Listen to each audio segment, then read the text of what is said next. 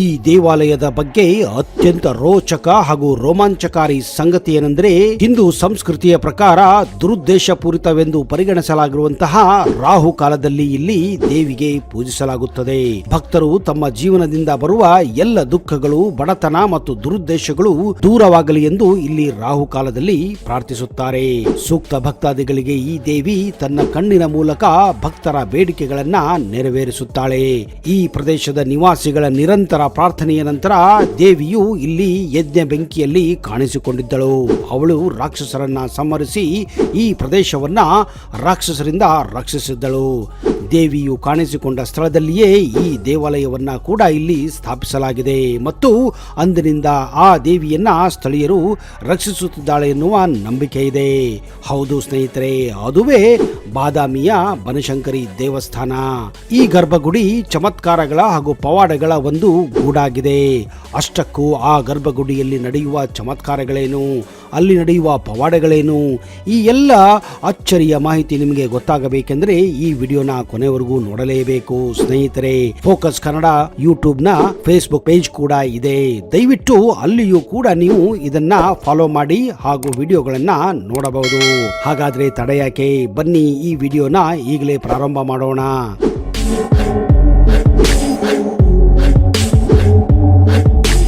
ಬಾದಾಮಿ ಅಂದ ತಕ್ಷಣ ಚಾಲುಕ್ಯ ಅರಸರು ಬಿಟ್ಟು ಹೋದ ಐತಿಹಾಸಿಕ ಕಟ್ಟಡಗಳ ನೆನಪು ಒಂದೆಡೆಯಾದರೆ, ಕೋಟಿ ಕೋಟಿ ಭಕ್ತರ ಆರಾಧ್ಯ ದೇವತೆ ಬನಶಂಕರಿ ದೇವಸ್ಥಾನ ಥಟ್ಟನೆ ನೆನಪಾಗುತ್ತದೆ. ಪ್ರತಿ ವರ್ಷ ಹೊಸ ವರ್ಷದ ಮೊದಲ ತಿಂಗಳು ಈ ದೇವಿಯ ಆರಾಧನೆಯ ತಿಂಗಳು ಕಾಲ ನಡೆಯುತ್ತದೆ. ಇಡೀ ಉತ್ತರ ಕರ್ನಾಟಕದಲ್ಲಿ ತಿಂಗಳ ಕಾಲ ನಡೆಯುವ ವೈವಿಧ್ಯಮಯ ಜಾತ್ರೆಯಲ್ಲಿ ಬನಶಂಕರಿ ದೇವಿಯ ಜಾತ್ರೆ ಮೊದಲ ಸ್ಥಾನವನ್ನ ಹೊಂದಿದೆ. ಬಾದಾಮಿ ಪಟ್ಟಣದಿಂದ ಕೇವಲ 5 ಕಿಲೋಮೀಟರ್ ದೂರದಲ್ಲಿರುವ ಬನಶಂಕರಿ ಪುಣ್ಯಕ್ಷೇತ್ರ ಮಲಪ್ರಭಾ ನದಿಯ ಸನಿಹದಲ್ಲಿದೆ. ರಾಜ್ಯದ ಅತ್ಯಂತ ಪ್ರಾಚೀನ ಹಾಗೂ ಪವಿತ್ರ ತೀರ್ಥಕ್ಷೇತ್ರಗಳಲ್ಲಿ ಒಂದು. ಕ್ರಿಸ್ತಿಶಕ 1019 ರಾಷ್ಟ್ರಕೂಟರ ಕಾಲದ ಶಾಸನದಲ್ಲಿ ಇದನ್ನ ಬನದ ದೇವತೆ ಎಂದು ಬಣ್ಣಿಸಲಾಗಿದೆ ಮತ್ತು 1533 ವಿಜಯನಗರದ ಅಚ್ಯುತರಾಯನ ಶಾಸನದಲ್ಲಿಯೂ ದೇವಿಯನ್ನು ಬನದ ಮಹಾಮಾಯೆ ಎಂದು ಕೂಡ ಕರೆಯಲಾಗಿದೆ. ಈ ದೇವಿಗೆ ಸಾವಿರಾರು ವರ್ಷಗಳ ಇತಿಹಾಸವಿದೆ. ಬಾದಾಮಿ ಚಾಲುಕ್ಯ ಅರಸರು ಈ ದೇವಿಯನ್ನ ತಮ್ಮ ಆರಾಧ್ಯ ದೇವತೆಯನ್ನಾಗಿ ಪೂಜಿಸುತ್ತಿದ್ದರು ಎನ್ನುವ ಉಲ್ಲೇಖ ಕೂಡ ಇದೆ. ತಿಲಕಾರಣ್ಯದಲ್ಲಿ ದುರ್ಗರಕ್ತ ಮತ್ತು ದುರ್ಮಾಕ್ಷರೆಂಬ ಕ್ರೂರ ರಾಕ್ಷಸರಿದ್ದರು. ಸರ್ವರಿಗೂ ತೊಂದರೆ ಕೊಡುತ್ತಾ ದೇವಲೋಕಕ್ಕೂ ದಾಳಿ ನೆಟ್ಟಿದ್ದರು. ಅವರ ಉಪಟಳ ತಾಳಲಾರದೆ ದೇವಾನು ದೇವತೆಗಳು ದೇವಿ ಆದಿಶಕ್ತಿಯವರ ಮೊರೆಯನ್ನು ಮನ್ನಿಸಿ ಅತ್ಯಂತ ಉಗ್ರ ರೂಪ ತಾಳುತ್ತಾಳೆ. ತಿಲಕಾರಣ್ಯಕ್ಕೆ ಬಂದು ಆ ಇಬ್ಬರು ರಾಕ್ಷಸರನ್ನ ಸಂಹರಿಸುತ್ತಾಳೆ.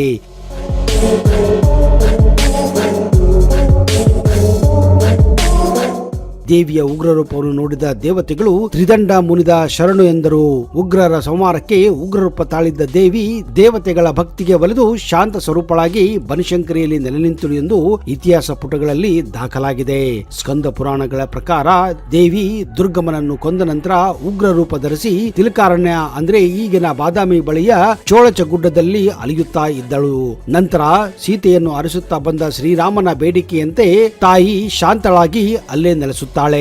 ವನದಲ್ಲಿಯೇ ನೆಲೆಸಿದ್ದರಿಂದ ವನಶಂಕರಿ ಎಂದು, ನೂರಾರು ಕಣ್ಣುಗಳನ್ನು ಧರಿಸಿದ್ದರಿಂದ ಶತಾಕ್ಷಿ ಎಂದು ಮತ್ತು ತನ್ನ ದೇಹಗಳಿಂದ ಶಾಖವನ್ನು ಭರಿಸಿದ್ದರಿಂದ ಶಾಕಾಂಬರಿಯನ್ನು, ದುರ್ಗಮನನ್ನು ಕೊಂದಿದ್ದರಿಂದ ದುರ್ಗೆ ಎಂದು ಇಲ್ಲಿ ಹೆಸರಾಗುತ್ತಾಳೆ.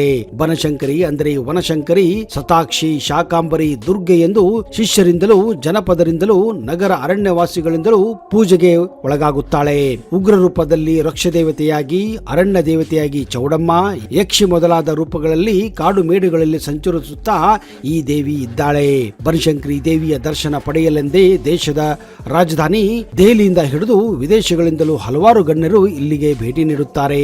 ನಾಡಿನ ಸಂಸ್ಕೃತಿಯನ್ನು ಪ್ರತಿಬಿಂಬಿಸುವಂತೆ ಆಯಾ ಕ್ಷೇತ್ರದ ದೇವಾನು ದೇವತೆಗಳ ಜಾತ್ರೆ ಮತ್ತು ಉತ್ಸವಗಳು ನಡೆಯುತ್ತಲೇ ಇರುತ್ತವೆ. ಆದರೆ ಬಾದಾಮಿ ಬನಶಂಕರಿ ದೇವಿ ಜಾತ್ರೆ ಮಹೋತ್ಸವ ತನ್ನ ಪ್ರವೇಶಕ್ಕೆ ಮಾತ್ರ ಸೀಮಿತವಾದರೆ ಹೊರ ರಾಜ್ಯಗಳ ಕೋಟ್ಯಾಂತರ ಭಕ್ತರನ್ನು ಹೊಂದಿರುವ ಬಹುದೊಡ್ಡ ಕ್ಷೇತ್ರವಿದು.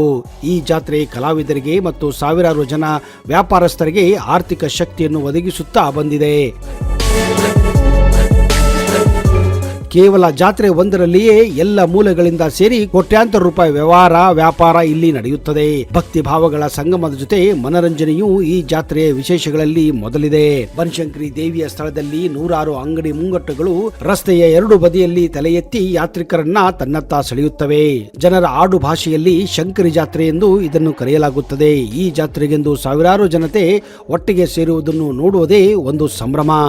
ಹಿಂದೆ ಚಾಲುಕ್ಯ ರಾಜರು ಈ ದೇವಿಯ ಮೂರ್ತಿಯನ್ನು ಪ್ರತಿಷ್ಠಾಪಿಸುವ ಸಂದರ್ಭದಲ್ಲಿ ಇದೇ ಹರಿದ್ರಾ ತೀರ್ಥದಲ್ಲಿ ಒಂದು ಅಪ್ರತಿಮ ಕಲ್ಲು ಆ ಶಿಲ್ಪಿಗೆ ದೊರೆತಿತ್ತು. ಆ ಭವ್ಯ ಕಲ್ಲಿನಿಂದಲೇ ಈ ಮೂರ್ತಿಯನ್ನ ಇಲ್ಲಿ ಕೆತ್ತಲಾಗಿದೆ ಎನ್ನುವ ನಂಬಿಕೆ ಇದೆ.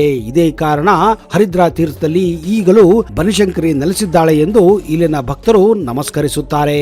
ಚಾಲುಕ್ಯರ ಕುಲದೈವತೆ, ಈ ಶಕ್ತಿಯ ಅವತಾರವಾದ ಈ ದೇವಿ ಪ್ರಕೃತಿ ಮಡಿಲಲ್ಲಿ ಹುದುಗಿ ಸೃಷ್ಟಿ ಸೌಂದರ್ಯವನ್ನೆಲ್ಲ ತನ್ನಲ್ಲಿಟ್ಟುಕೊಂಡು ಮನಃಶಾಂತಿ ಅರಸಿ ತನ್ನೊಳಗೆ ಬಂದಂತಹ ಕಷ್ಟಗಳನ್ನ ದೂರ ಮಾಡುತ್ತಾಳೆ ಎನ್ನುವ ಅಪಾರ ನಂಬಿಕೆ ಇದೆ. ಹಿಂದೆ ವಿಜಯನಗರ ಅರಸರು, ಚಾಲುಕ್ಯರ ಅರಸರು ಈ ದೇವಿಗೆ ತಾವು ಯಾವುದೇ ನಿರ್ಧಾರ ತೆಗೆದುಕೊಳ್ಳುವ ಮುನ್ನ ದೇವಿಗೆ ಭಕ್ತಿ ಭಾವದಿಂದ ನಮಸ್ಕರಿಸಿ ತಮ್ಮ ಮನಸ್ಸಿನಲ್ಲಿದ್ದ ವಿಷಯಗಳನ್ನ, ಭಾವನೆಗಳನ್ನ ದೇವಿಗೆ ಸಮರ್ಪಿಸಿದಾಗ ದೇವಿಯು ಒಂದು ವೇಳೆ ಆ ಕೆಲಸ ನಡೆಯುತ್ತದೆ ಎಂದು ಭಾವಿಸಿದ್ರೆ ದೇವಿಯ ಕಣ್ಣಲ್ಲಿ ಜ್ವಾಲೆಯು ಬರುತ್ತಿತ್ತು. ಹೀಗೆ ದೇವಿಯ ಕಣ್ಣಲ್ಲಿ ಜ್ವಾಲೆ ಬಂದರೆ ಆ ಕೆಲಸ ಆಗುತ್ತಿತ್ತು. ಅಂದ್ರೆ ಯುದ್ಧ ಮಾಡಬೇಕಾಗಿದ್ದಲ್ಲಿ ಆ ಯುದ್ಧ ಗೆಲ್ಲುತ್ತಿದ್ದರು ಎನ್ನುವ ಸೂಚನೆಯನ್ನು ದೇವಿ ತನ್ನ ಕಣ್ಣಿನ ಜ್ವಾಲೆಯ ಮೂಲಕ ಕೊಡುತ್ತಿದ್ದಳು ಎನ್ನುವ ಐತಿಹ್ಯ ಇದೆ.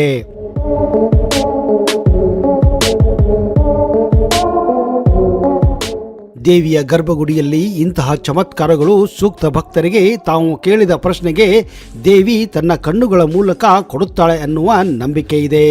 ನೀವು ಕೇಳಿದ ಪ್ರಶ್ನೆಗಳಿಗೆ ಆ ಕೆಲಸ ಆಗುತ್ತಿದ್ದರೆ ದೇವಿಯ ಕಣ್ಣುಗಳಲ್ಲಿ ಈಗಲೂ ಕೂಡ ಆ ಜ್ವಾಲೆ ಭಕ್ತರಿಗೆ ಗೋಚರಿಸುತ್ತದೆ ಎಂದು ಇಲ್ಲಿನ ಅರ್ಚಕರು ಹೇಳುತ್ತಾರೆ. ನಿಮಗೆಲ್ಲ ಗೊತ್ತಿರುವ ಹಾಗೆ ಬಾದಾಮಿ ಬನಶಂಕರಿ ಶಾಕಾಂಬರಿ ದೇವಿಯು ಮಾನನೀಯ ನರೇಂದ್ರ ಮೋದಿ ಅವರಿಗೆ ಅತ್ಯಂತ ಪ್ರೀತಿಯ ಶಕ್ತಿ ದೇವತೆಯಾಗಿದ್ದಾಳೆ. ಬನಶಂಕರಿಯ ಪ್ರಮುಖ ವಿಶೇಷತೆ ಏನೆಂದ್ರೆ ತೆಪ್ಪೋತ್ಸವ, ಅಂದ್ರೆ ದೋಣಿ ಹಬ್ಬ. ಇಲ್ಲಿ ಪೋಷಕರು ತಮ್ಮ ನವಜಾತ ಶಿಶುವನ್ನು ಬಾಳೆ ಎಲೆಯ ದೋಣಿಗಳ ಮೂಲಕ ತೇಲುವಂತೆ ಬಳಸುತ್ತಾರೆ ಮತ್ತು ತಮ್ಮ ಶಿಶುಗಳಿಗೆ ಮಾತೃದೇವಿಯ ಆಶೀರ್ವಾದ ಪಡೆಯಲು ಬನಶಂಕರಿ ದೇವಾಲಯದ ತೊಟ್ಟಿಯ ಸುತ್ತಲೂ ಸಾಗಿಸುತ್ತಾರೆ.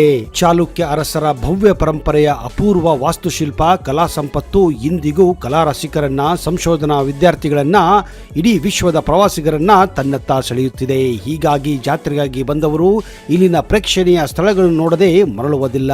ಅಲ್ಲದೆ ವಿಜಯಪುರ ಜಿಲ್ಲೆ, ಧಾರವಾಡ ಜಿಲ್ಲೆ, ಬೆಳಗಾವಿ ಜಿಲ್ಲೆ, ಬಳ್ಳಾರಿ ಜಿಲ್ಲೆ, ರಾಯಚೂರು ಜಿಲ್ಲೆಯ ಭಾಗದಿಂದ ಪಾದಯಾತ್ರೆ ಮೂಲಕ ಭಕ್ತರ ಸಮೂಹ ಇಲ್ಲಿಗೆ ಬರುತ್ತದೆ. ಪಾದಯಾತ್ರೆ ವೇಳೆ ದೇವಿಯ ಹಾಡುಗಳನ್ನು ಹಾಡುತ್ತಾ ಬರುವುದೇ ವಿಶೇಷ. ಪಾದಯಾತ್ರೆ ಕೈಗೊಂಡ ದೇವಿಯ ನಾಮಸ್ಮರಣೆ ಮೂಲಕ ಬಂದು ಹರಿದ್ರಾ ತೀರ್ಥ ಹೊಂಡದಲ್ಲಿ ಮತ್ತು ಸರಸ್ವತಿ ಹಳ್ಳದಲ್ಲಿ ಸ್ನಾನ ಮಾಡಿ ದೇವಿಯ ದರ್ಶನವನ್ನ ಪಡೆಯುತ್ತಾರೆ. ಬಾದಾಮಿ ಹಾಗೂ ಸುತ್ತಲಿನ ಗ್ರಾಮದ ಜನರು ಬನದ ಹುಣ್ಣಿಮೆಯ ನಿಮಿತ್ತ 5 ದಿನಗಳವರೆಗೆ ಪಾದಯಾತ್ರೆ ಮೂಲಕ ಇಲ್ಲಿಗೆ ಬಂದು ದರ್ಶನ ಪಡೆಯುತ್ತಾರೆ. ಈ ದೇವಾಲಯವು ಚೋಲಚ ಗುಡ್ಡದಲ್ಲಿ ಬಾದಾಮಿ ಪಟ್ಟಣದಿಂದ ಕೇವಲ 5 ಕಿಲೋಮೀಟರ್ ದೂರದಲ್ಲಿದೆ. ಬಾದಾಮಿಯಿಂದ ಬನಶಂಕರಿ ದೇವಸ್ಥಾನವನ್ನು ತಲುಪಲು ನಿಮಗೆ ಸಾರ್ವಜನಿಕ ಸಾರಿಗೆ, ಆಟೋ ರಿಕ್ಷಾ, ಬಸ್ ಅಥವಾ ರಿಕ್ಷಾವನ್ನು ತೆಗೆದುಕೊಂಡು ಇಲ್ಲಿ ನೀವು ಬಾದಾಮಿಯಿಂದ ಪ್ರಯಾಣ ಬಳಸಬಹುದು. ಬೆಂಗಳೂರು ಅಥವಾ ಹುಬ್ಬಳ್ಳಿ, ಧಾರವಾಡದಂತಹ ಪ್ರಮುಖ ಪಟ್ಟಣಗಳಿಂದ ರಾಜ್ಯದ ಬಸ್ ಸೇವೆಗಳು ಕೂಡ ಈ ದೇವಸ್ಥಾನಕ್ಕೆ ಇದೆ.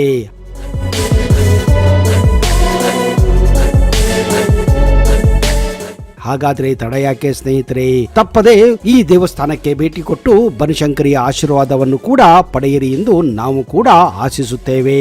ಒಂದು ವೇಳೆ ನಿಮಗೆ ಈ ವಿಡಿಯೋ ಇಷ್ಟ ಆದಲ್ಲಿ ಕಮೆಂಟ್ ಬಾಕ್ಸ್ ಅಲ್ಲಿ ಜೈ ಬನಶಂಕರಿ ಎಂದು ಬರೆಯಿರಿ. ಅಲ್ಲಿಯವರೆಗೆ ಜೈ ಹಿಂದ್, ಜೈ ಕರ್ನಾಟಕ. ನಿಮಗೆಲ್ಲ ಶುಭವಾಗಲಿ.